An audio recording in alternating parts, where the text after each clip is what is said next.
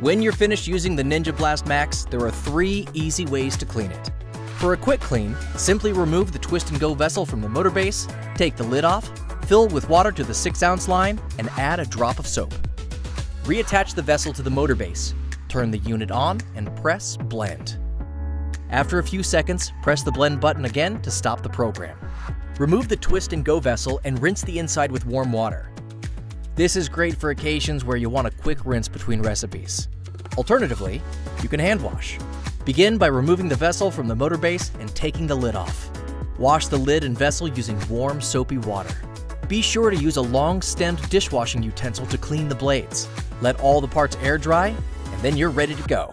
For a deeper clean, you can also dishwash the vessel and lid.